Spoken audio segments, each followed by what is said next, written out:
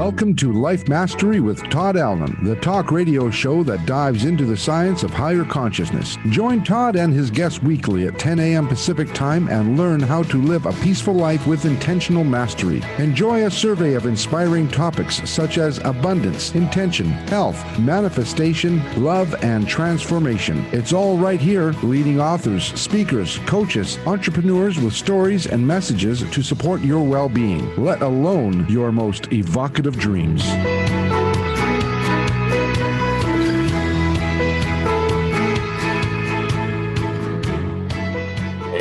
it's another groovy day, and most of you already know that's because I make it that way. When I got up this morning, that's the first thing I decided it was going to be a groovy day, and the rest of the day is set up. And if something else happens, I just think back and start over because it's all groovy. And it's Life Mastery Radio Day, where we get to hang out with some really cool people. I get to hang out with my really good friend Jackie, and Jackie and I both get to talk to some really cool authors, speakers, and coaches. And so for today, the show's about stopping. So we're just going to stop right here. We're done.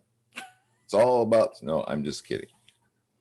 We're not going to do that. But before we get on with the show, let's just take a minute and stop. Let's just take a minute, clear our thoughts, take in a deep breath, and just stop and think about that lamppost. Think about that lamppost, and don't forget to say hello when you walk by it. And smell the roses. Think about what it is that you connect to. What is it that you connect? Could be the lamppost, could be the tree, could be God, Allah, the dude, whatever that is. What gives you power? Think about that. Focus on it. Let's take in a deep breath. And just let that breath out with a big focus on just stopping and let your essence flow up through your speaker box, out into the universe. Think about what it is you connect to. Now think about those dreams, visions, and goals. What is it that you aspire to be, do, have? Focus on those. Don't work out the details. Just stop on those things that you want to bring into your life. Taking a deep breath. And another big and just let those flow up through, out into the universe. And for sure, allow the universe to make those come true for you. Stop for a second and let the universe make those come true. Hi, Jackie. How are you today, my friend? Have we stopped enough? We have. Well, you know what? When you started talking about that while I was stopping, entered my mind this old, I think it was a movie. It was called Our Man Flint. I think it may have been a series of movies. And the main character, who was like a spy or a agent or, undercover agent or something like that, he had this watch that this little arm would come out on his watch, and it would start hitting his vein there, and it would slow his heartbeat down to where his enemies would think he was dead or something. And that would get him into like places. And so that's kind of where I went. It was like stopping. If I only had one of those watches where I could just like stop. So I don't know if you remember that show, but my mom loved it. And therefore I ended up watching it a lot because she had it on TV. But there is a thing called tapping. We've talked to a couple of people about tapping, and I think that is the concept there, right? I don't know. Because you're focused on that feeling, that sensation, and you're really stopping. And you're taking the time to tap. Yeah. I'm sure it has a lot more to it. We're gonna have to find another guest about tapping, because now I'm even more curious. What's going on with the Speak Feed Lead? You're in the thick of it. You got classes going. Good classes going like crazy, and summer classes are ramping up. We've got another opportunity to work with a group of kids at an elementary school. The school has asked us to come in and do a virtual workshop for their 4th and 5th graders. It's going to be a 90-minute workshop. And I said I'd help with that, right? I'm helping with that. Yeah, you are helping with that. And so far there's 35 kids registered for this. So I think we're going to need another couple more instructors so that we can break them out into smaller groups. But, what we start with is conversation. A lot of these kids, because they're on devices now, we've lost the art of face-to-face conversation. That's where we start with is how do you talk to somebody? What are the questions you ask that start a conversation? How do you tune in with these organs on the side of your head that helps you to listen effectively and understand other people? And then how do you respond appropriately to what they've just said with your active listening skills? So kids seem to love it. They learn a lot from it, and they recognize that once they've learned those rules of effective conversation, they've been lacking in that area. So it's something that they can see Stop and smell improvement in. Yeah. So we have fun. Stop and smell the roses is what came to my mind when you were saying that. Stop and have a talk with somebody. Have a conversation, a real conversation. I'm sure that's going to come up in our discussion today. What else do we? Oh, I'm trying to get this thing. You're organized. multitasking, yeah. What else is new? Tell people what they'll find on our website. Well, you know what? Todd has done a lot of shows in the 10 or 12 years you've been doing this, Todd. There's a lot of recordings of shows that are, of course, now called podcasts on our website. And then a couple of years ago, 2.5 years ago or so, we went to this Facebook format so that you can see us and hear us. And so we have all of those actual videos on our YouTube channel, which you can connect with through our website. You've got a list of all the guests that are coming up that are scheduled. And you've got a blog about each show.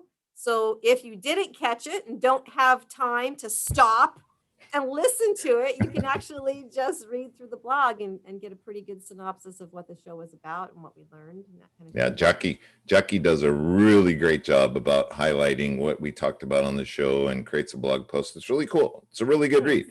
I've even considered creating a book. I texted you. I didn't get anything back, but I think that would be a cool idea. Yeah, maybe. It might be a good idea. We'd have to get permission from all our guests, though, to use their name and information, right? I think we already do. Speaking of books, that's something else on the website is your book and my book, right?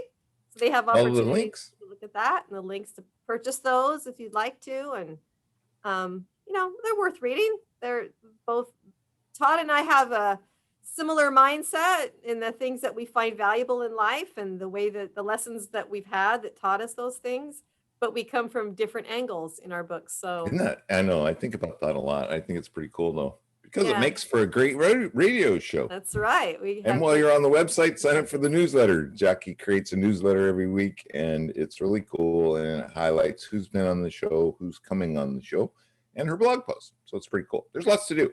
And we ask, please, please, please tell a friend about our show. If you enjoy it, your friends are going to enjoy it. Yeah. Just share our Facebook page with them and say, hey, you need to like this. You need to get on this so you can see the great shows every week. Yeah. Okay. Are you ready for the show? Our guest is waiting patiently. Our guest today is David Kundtz. And David has enjoyed several careers, including 19 years as a Catholic priest, 20 years in the practice of psychotherapy, and over 2 decades teaching courses on managing stress and emotional health and writing. He has a graduate degree in psychology and theology and a doctorate in pastoral psychology. Among the 7 books David has authored are Quiet Mind, Moments in Between, Awakened Mind, and the most recent book, and what we're going to be talking about today, if you haven't already figured it out, The Art of Stopping. Just stop. Stop in the name of love, right? Yeah, there's a good one. I thought so many of these metaphors that we hear, but the art of stopping is how to be still when you have to keep going. Pretty crazy thought. David, welcome to the show, my friend. How are you today? I'm doing great, and it's wonderful to be with you, Todd. Thanks. Are you having fun yet? Or we're gonna have Oh yeah, I've been having fun for the last 15 minutes. So the art of stopping, I have to tell you, David, I was thinking about this, and some of the best gifts that I've received, many different things, really required no effort on my part. Is that the direction that you're headed with? I mean, in your book, you talk about stopping and then the creative juices flow. Yes, exactly. No, and allows your imagination to gear up. I like to talk about the inner wisdom that we're all born with, and that voice, that self-awareness that we come into the world with. But so often the distractions of the world keep us from hearing that voice.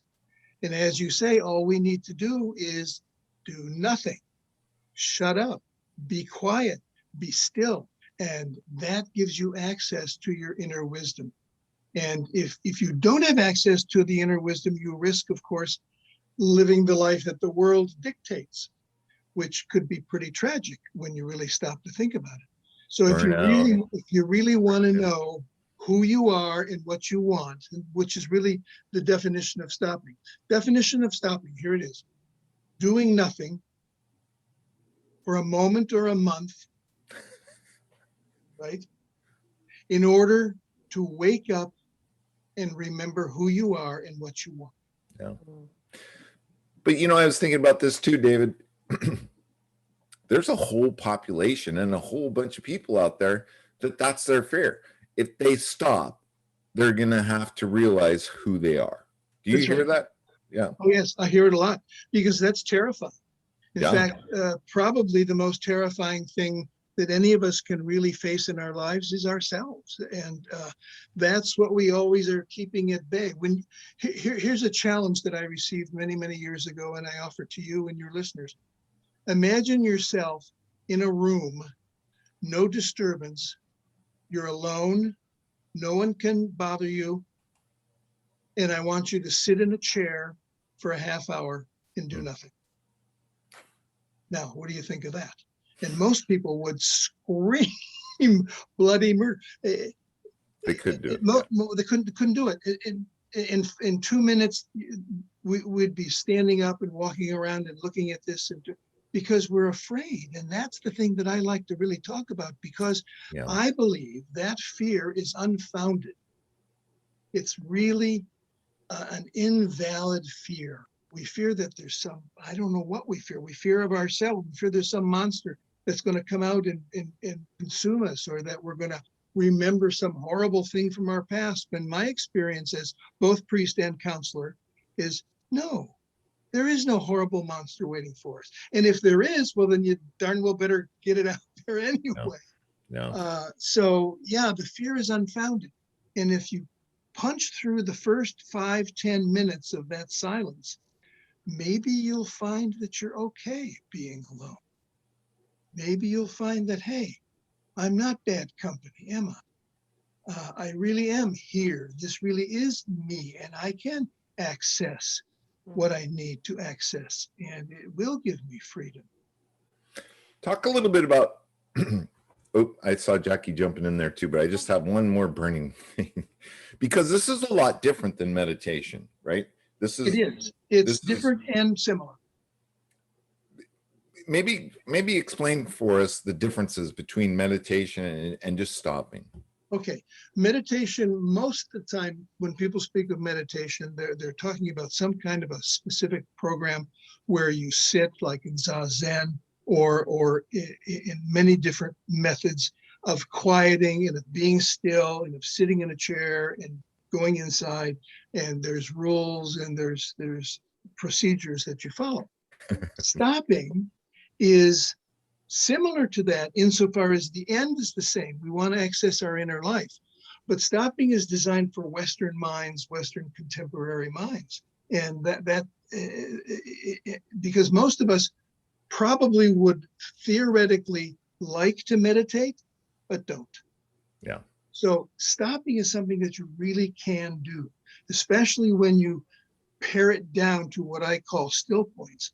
which are very, very brief moments of quietude that you put in your life, say 20, 30, 40, 50 times a day.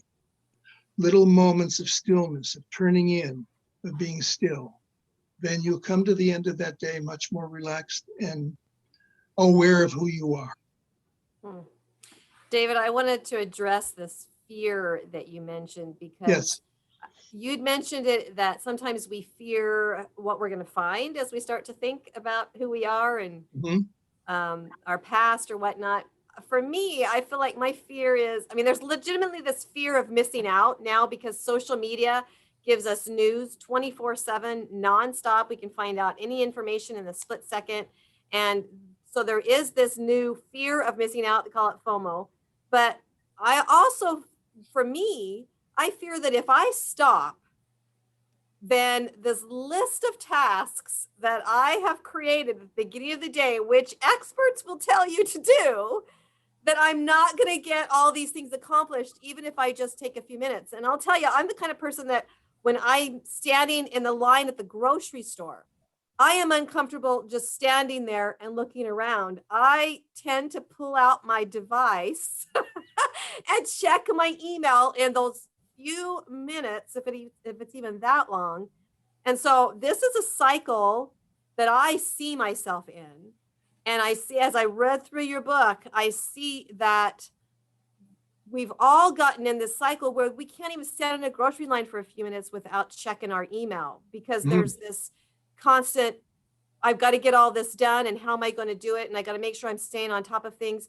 Society has driven us to this, right? I don't think we made conscious choices to be this way. Yes, no, I think you're absolutely right. And I'm going to disagree with the experts who tell you to make a list, okay? I figured you would. I'm going to disagree with those experts. I mean, lists are fine. I'm not saying that never do that. No extremes here. No cutting out everything. But making a list sets you up. It absolutely sets you up, because you're not going to get it done. You know you're not going to get it done. And that's just another frustrating day. So I would say that if you wake up with a list, burn it, throw it away. I like it. Get rid of it, or maybe have one or two things you're going to do. But if you set up this whole list, you're going to be disappointed. So throw away your lists and just open up yourself to the day and let one thing lead to the other. Yeah, I know, easy to say, harder to do. Well, I proved that. I proved that, and I was taught you're never given any more in a day than you can handle. All right. And there were certain times in my life when I had all these things to do, and my brain was constantly thinking up another thing to do and another thing to do. But I did what was at hand and what was important, and those other things didn't get done. And it really didn't matter, David. It doesn't matter. See, that's the thing, Todd. It really doesn't matter that those things don't get done, except you've set yourself up to make yourself think they matter because somebody told you to do it. Right. Oh, and if you're still enough and quiet enough, your inner voice will tell you to burn that list. That's because that's the inner wisdom that's there for you. One of the things I like to start out explaining is I divide stopping into 3 different ways according to the amount of time that you do it. One I already mentioned, still points. Those are the brief moments where you pause, turn in, and remember. It can be a second or 2, 5 minutes, a half hour, a short time. Then there are still points, longer times, a day, 2 days, a weekend of really doing nothing as much as possible. Is it really possible to do nothing? Well, that's a theoretical question that I don't really think is very important because it doesn't make any difference. Do as much as you can, do nothing as much as you can, do nothing. And then the third is grinding halts, which are really long periods of time, like a week or a month.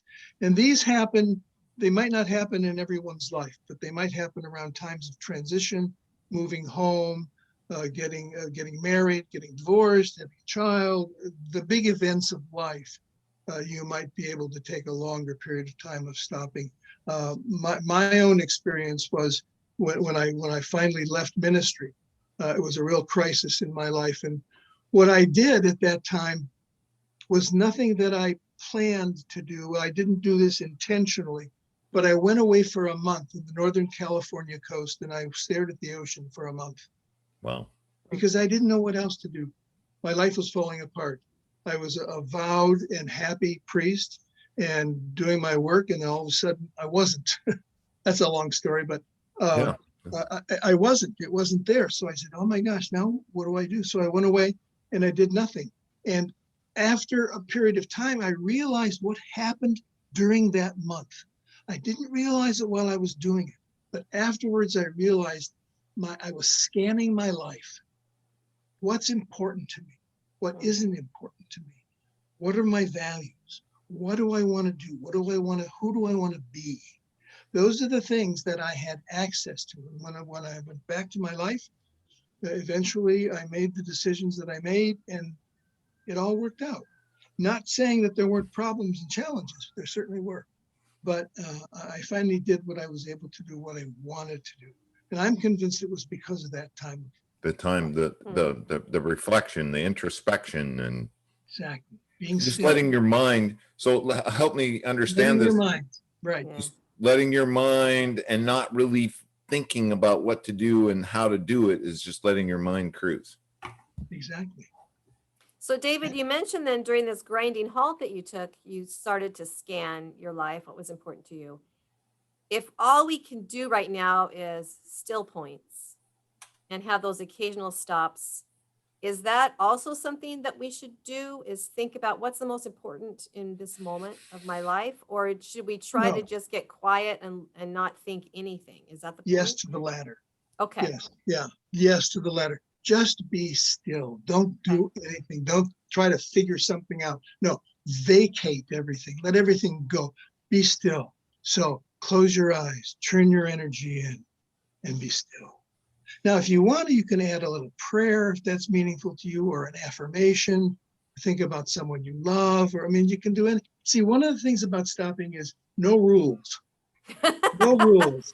Just do nothing. That kind of stopping. Do nothing as much as you possibly can in any way that you can. That's what it's all about. For a long time, for a short time.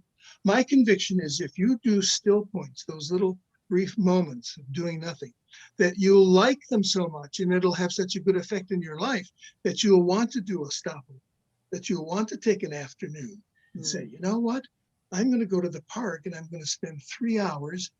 I might take a book, I might not, and I'll walk around and I'll look at the trees and I'll listen to the sounds and I'll just sit still on the bench and I'll just be quiet.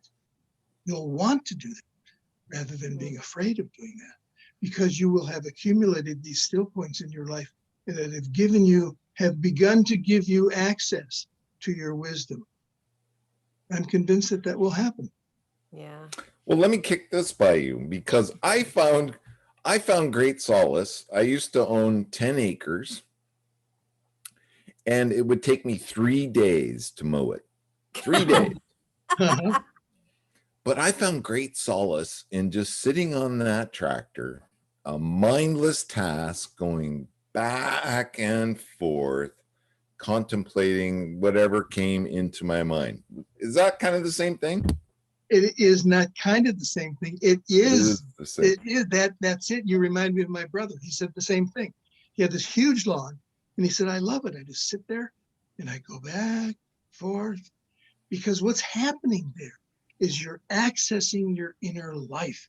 It has the distractions of life are gone. There's nothing to distract you. You're used to the noise. You're used to the smell of grass, and you're sitting there and now you begin to think, and something comes up for you. And maybe during that stopping time, one of your friends from 3rd grade come into your mind. Well, why did that happen? There's a reason for that. Stay with that. See what that has for you. So yes, you're describing stopping to a perfection. So David, what I think I hear you saying is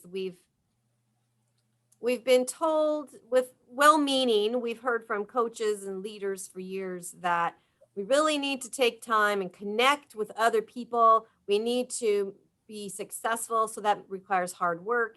It requires nonstop, sometimes 18-hour days of work. What I'm hearing from you, though, is it's not the focus perhaps should not be so much on learning about other people, but we've got so much learning to do about ourselves.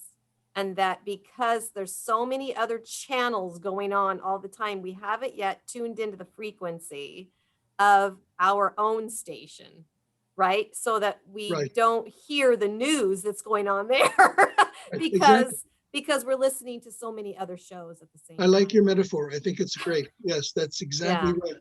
And if you have yourself, then your relationship with other people will just take care of itself, because you become accessible.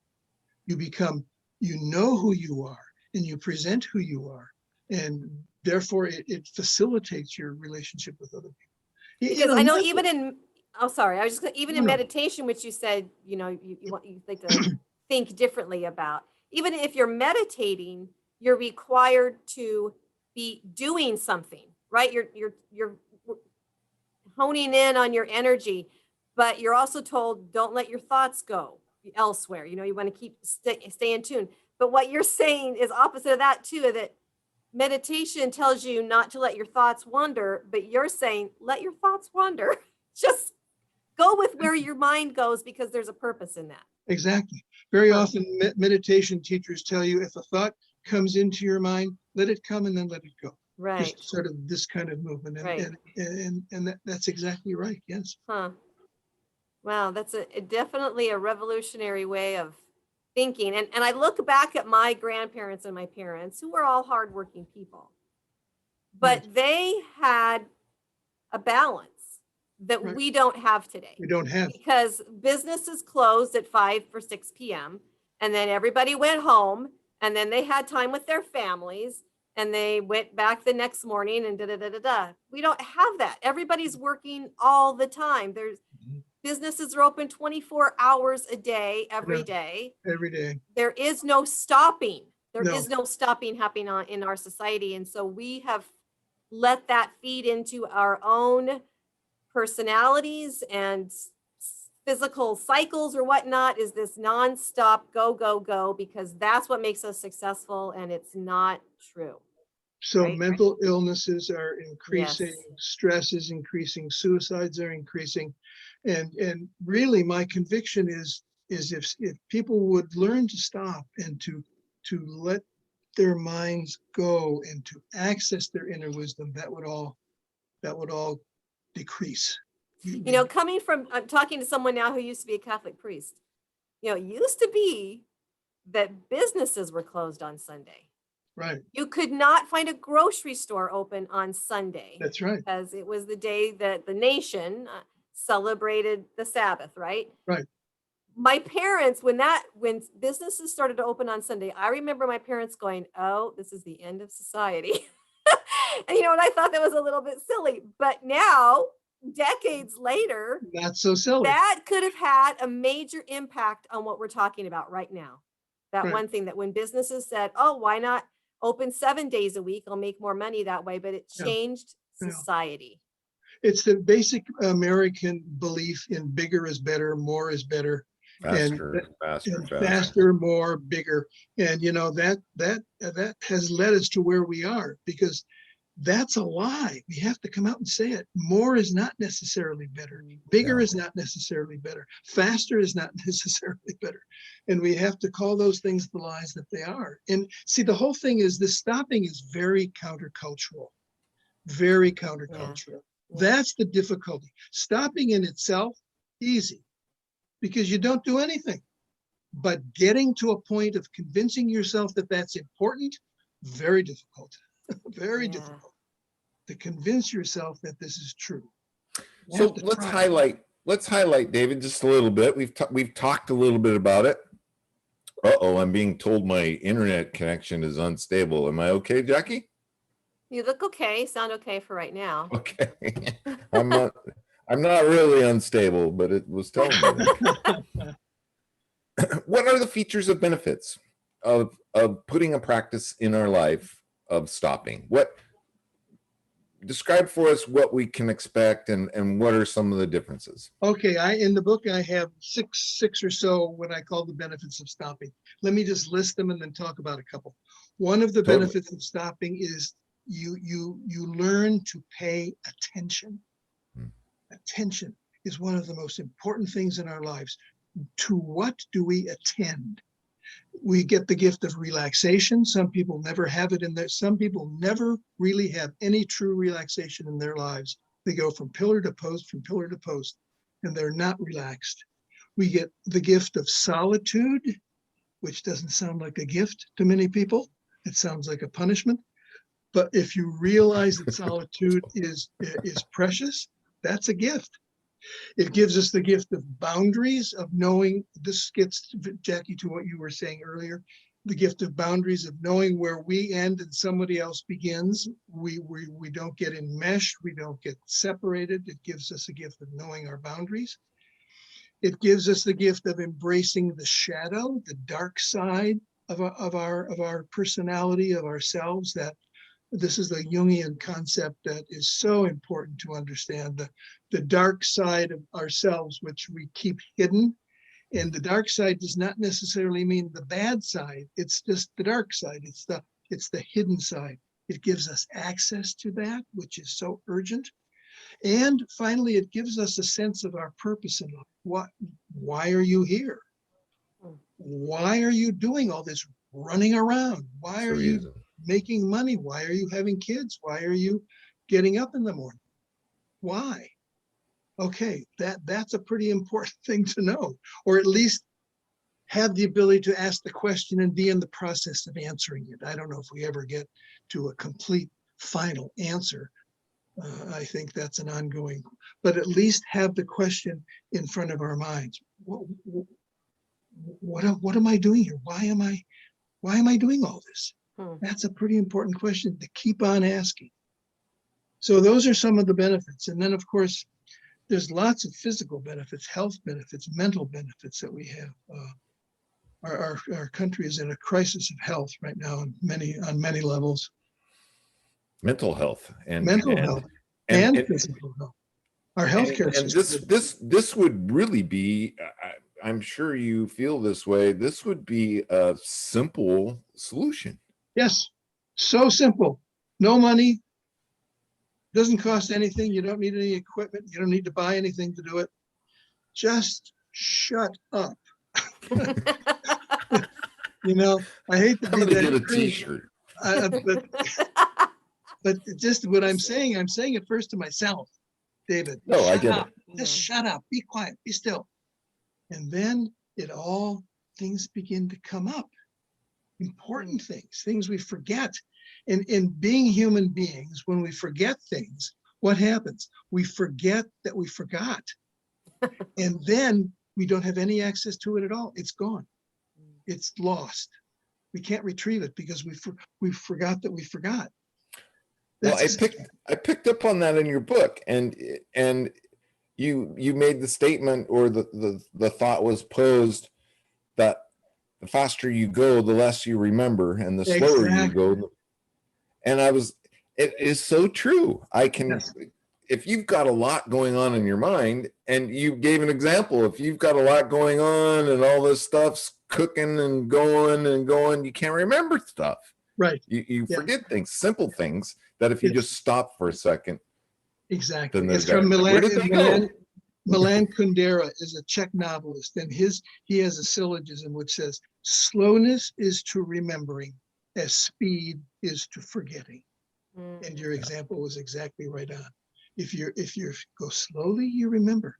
If you want to forget, speed up, go ahead, just run around like crazy, and you won't remember. Yes. It sounds like we've all become hyperactive children. Yes. You know what I think? I think that's a good. I have 4 grandchildren, and when they've had sugar, I'm just like, they are literally bouncing off of walls. They're going crazy. And it sounds like that's what we're doing. We're doing it in a more adult way, but literally we are just bouncing around. We're trying to stay active. we're afraid that if we stop, we're going to fall asleep and miss something or whatever it might be. And Yeah. there's some parent up there going, stop it, sit down. Why do you Take think? a break. Why do you think the children are doing it? Because they see us doing it. That's right. Exactly. Yeah, exactly. Yikes. Wow. Yeah, Yeah. that's what we have become, Todd. It's We are such a simple hyperactive children. message.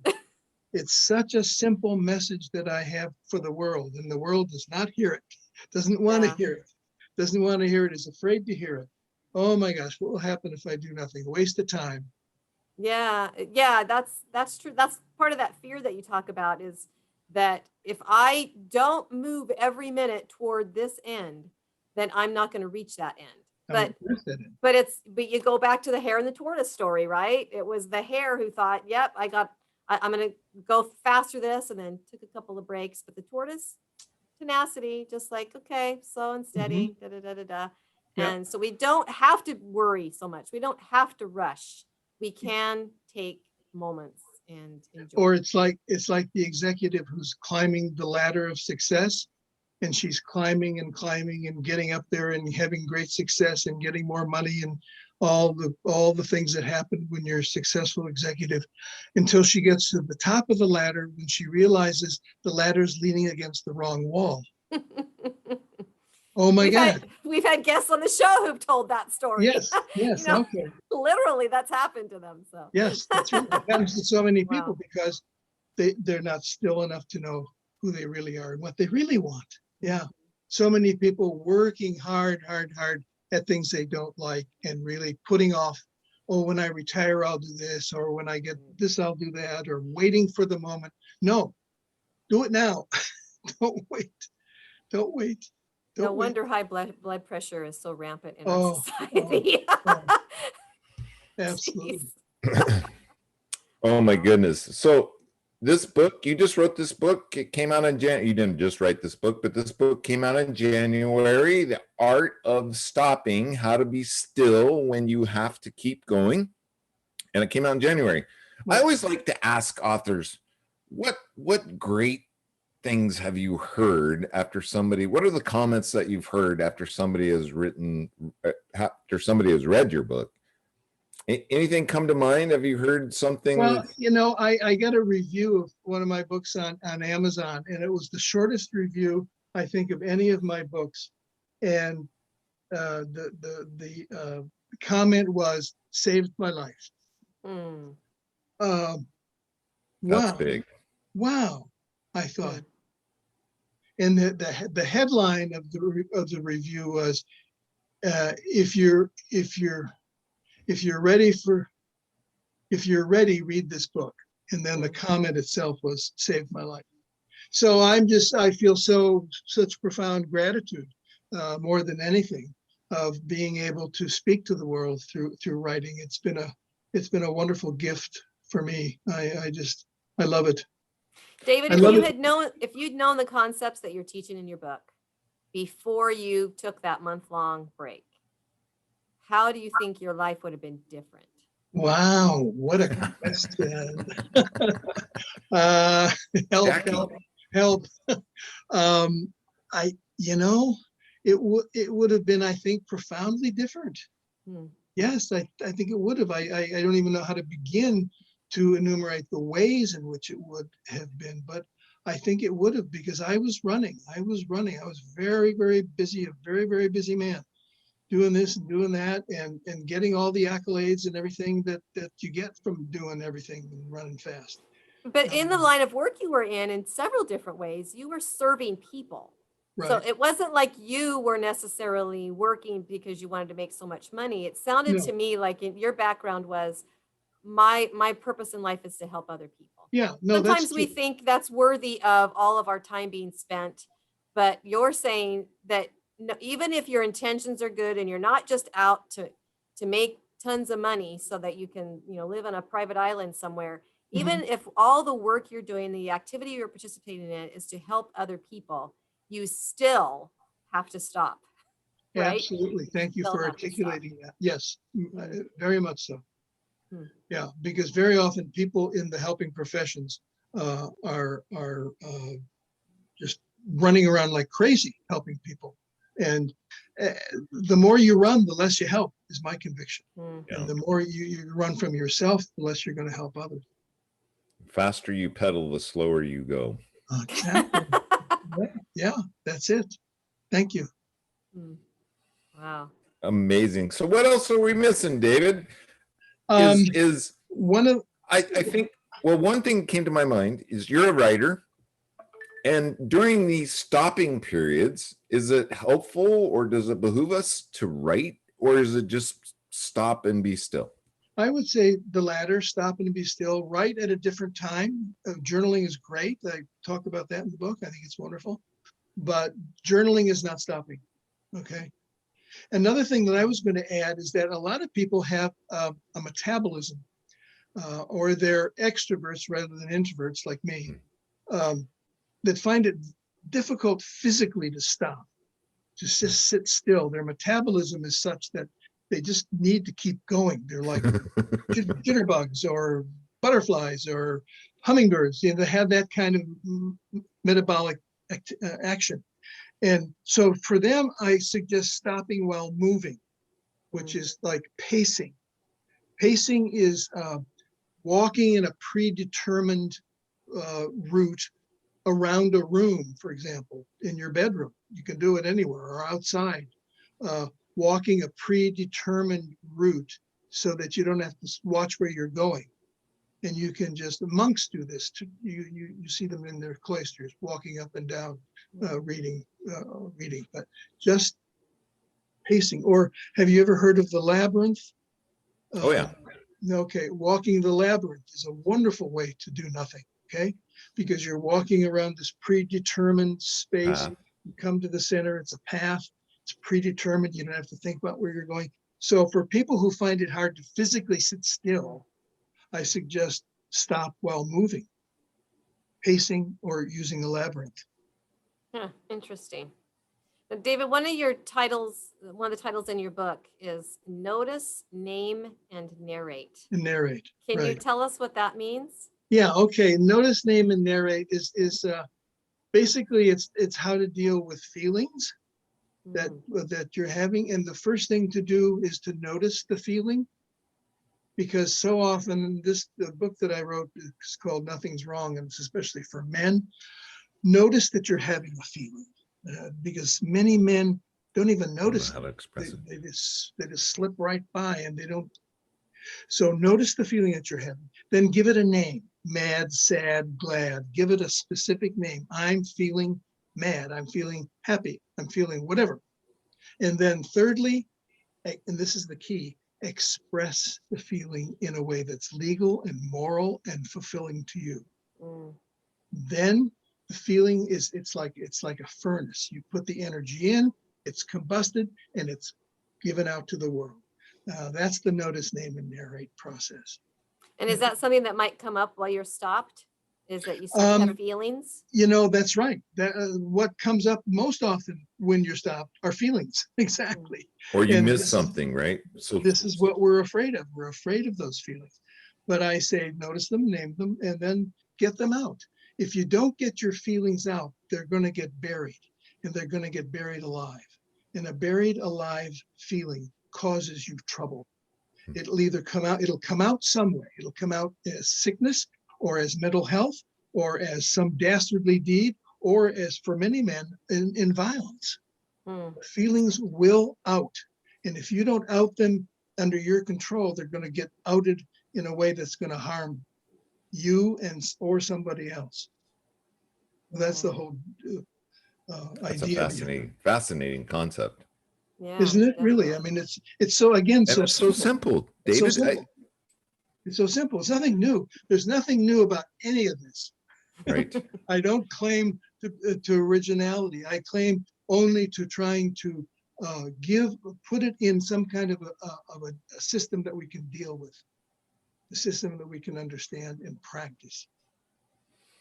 Yeah, you use some really good examples. You know, all throughout our society and our culture, we have these metaphors or these things. And I think Emerson was a big one way back in 1840. That's right. Took 2 years and hung out by a pond and wrote about it. And people can read about that, or we hear things like stop and smell the roses, or say hello to the lamppost, or all of these things. So it's in our culture, it's in our knowledge, but yet we forgo it. If we could read the Transcendentalists now, would be the time to read them. They're wonderful. Emerson, Thoreau, absolutely. Yeah. They have a message for us. Yeah. Now there's a few stories from people that you relate in your book who have tried this or who were living a life aside from what you're teaching. So is there anything that you'd like to share with us from the book, the story? Oh boy, there's so many examples. The one that comes to my mind for some reason is a very old client I had. He was in his 80s and had just lost his wife, and we were dealing with certain things. And he came in one day and told me this story. He said, you know, I have a daughter who lives a 2-day bus ride from my home. And I wanted so badly to see her. Saved up my money. He didn't have a lot of money. Retired, lived on a pension. And he said, I bought a bus ticket to go see my daughter. And I got on the bus and I sat on that bus and looked out the window for 2 days. He said, I didn't talk to anybody. I didn't know anybody. I didn't even have to change buses. And he said, that changed my life at 80 some years old, because, oh, what I was remembering. Why? Because he stopped. Couldn't do anything. He cleared the field. He was watching the world go by. It meant nothing to him. And so his mind gave him that gift. He said, oh, when I came to my daughter's house, he said, I was practically crying. She was wondering what was wrong with me. And I said, no, nothing's wrong. Nothing's wrong. I'm just remembering. And when he read about when we talked about stopping, he said, that's what that was. It was a grinding halt for me. 2 days. Wow. Nice. I love that. Yeah. Yeah. Can you imagine 2 days, Jackie? I would love that. I would love to just get in my car and drive and not No. You'd have to get on a bus. Better on a bus. Better on a Has to bus. be better on a bus. Possible if you're driving a car. Possible. Yeah. But, you know, the doing nothing part of this is doing nothing as much as possible. Right. One guy in one of my seminars said, the closest I get to doing nothing is playing golf. And I said, you know, that wouldn't do it for me, but if it does it for you, fine. No rules here. Right. Do your doing nothing as much as you can. And then my conviction is the more you try to do it, the better you get at it. Yeah, that's a practice, right, David? I mean, it's like riding a bike. Exactly, like riding a bike. And once you realize, boy, this is a rich experience. I'm really not a bad person to hang out with. I've got some interesting stuff, going on. Well, in chapter, let's see, I think it's 34, you talk about that fear that we started the show with. In chapter 34, you talk about fear. The title is I'm Afraid. And you share this poem by Pablo Neruda. Is that something you'd like to read for us, that poem, or would you like for me to read it? Or sure, what page is it on? It's 182.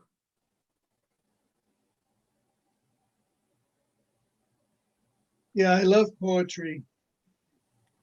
And I think this one is very applicable to our conversation today. Okay, I have to get the light. Is that all right? Fear. Everyone is after me to exercise, get in shape, play football, rush about, even go swimming and flying. Fair enough. Everyone is after me to take it easy. They all make doctor's appointments for me, eyeing me in that quizzical way. What is it? Everyone is after me to take a trip, to come in, to leave, not to travel, to die, and alternatively, not to die. It doesn't matter. Everyone is spotting oddnesses in my innards, suddenly shocked by radio awful diagrams. I don't agree with them. Everyone is picking at my poetry with their relentless knives and forks. trying, no doubt, to find a flaw. I am afraid. I am afraid of the whole world, afraid of cold water, afraid of death. I am, as all mortals are, unable to be patient. And so, in these brief passing days, I shall put them out of my mind. I shall open up and imprison myself with my most treacherous enemy, Pablo Neruda. Isn't that wonderful? Yeah, I love it. I Yeah, love it. I yeah. thought that was very appropriate to what we've been Neruda's saying, that we marvelous. are our own worst enemy, right? That's Because right. we And he don't says, take time. Yeah, we don't take I'm gonna time to lock know who we myself- are, to understand our purpose. And so your tool, your methodology, your philosophy here is that we need to stop, let our minds just connect with who we are. And I can't even imagine all the solutions that can be found to life's problems if we just listen, right? Right, yeah. I was Wonderful. reminded of something I was taught, and that is if we talk to our best friend the way we talk to ourselves, we wouldn't have a best friend. Interesting. Interesting. Probably true in some ways. I have to think about that. That's kind of what cured me with that negative self-talk. Is just like, wow. I mean, and something else that you said earlier was, you know, if your relationship, what I was taught and told was, is if my number one relationship is with my creator, what I connect with, and my second best relationship is with myself, then all other relationships I develop will be true. Good, solid thinking. I totally agree. You know, another thing I like to add about stopping is that if in any way you can do your stopping in nature, it's going to augment the whole process.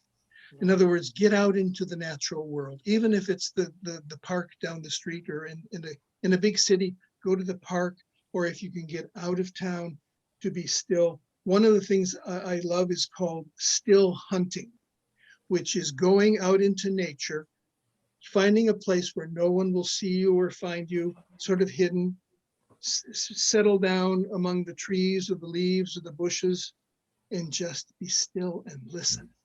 Listen to the sounds, see what you see, hear what you hear. And this is so helpful to the process of quieting the mind, because it's our home. Our world is our home, and we're at home when we do that. So that can be a great help. That's why I live in the woods on a lake. I'm envious. I'm envious. Yeah, yeah.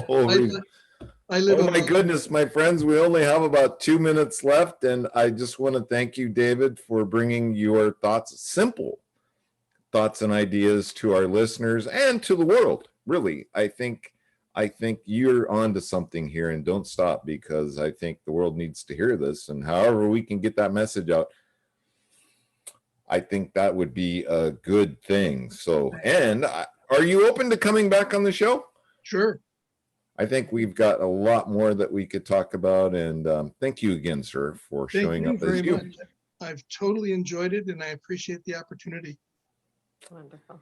Jackie, any takeaways? I could see those wheels grinding, because I know One last question for David. If I can find time to go out in nature, sit down and be still, is it okay if I fall asleep? Absolutely. Absolutely. No rules. No rules. Awesome. Oh, that's probably what would happen. Okay. That's very funny. That's about all we have time for today. I hope you enjoyed the show, and I would really appreciate it if you would tell a friend about the show. Jackie and I have a blast. We always have a really cool guests with some great thoughts and ideas just for you.